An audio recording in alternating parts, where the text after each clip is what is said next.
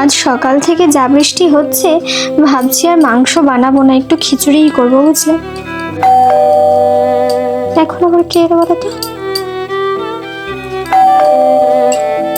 আসছি, তুমি একটু বসো।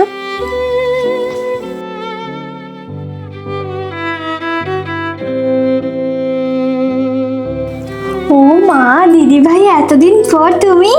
বেশ কয়েকদিন ধরেই তোকে দেখতে ভীষণ ইচ্ছে করছিল, তাই চলে এলাম।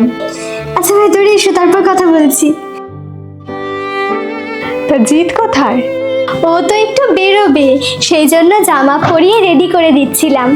আরে দিদি ভাই, আপনি অনেকদিন পরে এলেন যে, মাঝে মাঝে ঘুরে গেলে আমাদেরও তো ভালো লাগে নাকি? নিজের বোনকে তোমার মতো একটা হ্যান্ডিক্যাপ ছেলের সাথে বিয়ে যখন দিয়েছি, আসতে তো হবে, কিছুই করার নেই। এমন এক পরিস্থিতি না পারবো ফেলতে আর না পারবো ঘিরতে। তবে ঘন ঘন আর আসবো না, কারণ চোখের ওপরে এইসব কিছু দেখলে তো আর সহ্য করতে পারবো না।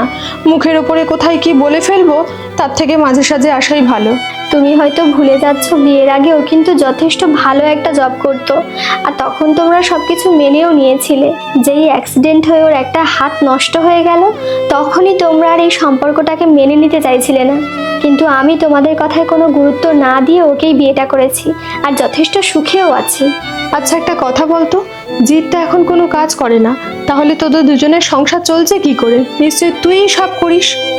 আমরা দুজন মিলে একটা মুদিখানা দোকান খুলেছি, আর সেটাতে মোটামুটি বিক্রিও ঠিকঠাক আছে, আর ওটা দিয়ে আমাদের সংসারটাও কিন্তু খুব ভালোভাবেই চলে যায়। এত পড়াশোনা শিখে শেষকালে তোর কপালে এই ছিল, নিজের হাতেই নিজের জীবনটা শেষ করলি। একটা হাত তো নেই, দুটো পাকেও অকেজো করার ইচ্ছে আছে নাকি? শুধু শুধু ওই দুটোকে কষ্ট না দিয়ে এখানে চুপচাপ বসলেই তো হয়। দেখো দিদি ভাই, ওর এই ছোট্ট একটা শারীরিক প্রবলেমের জন্য আমাদের সম্পর্কের মধ্যে কিন্তু এতটুকু বাজে এফেক্ট পড়েনি।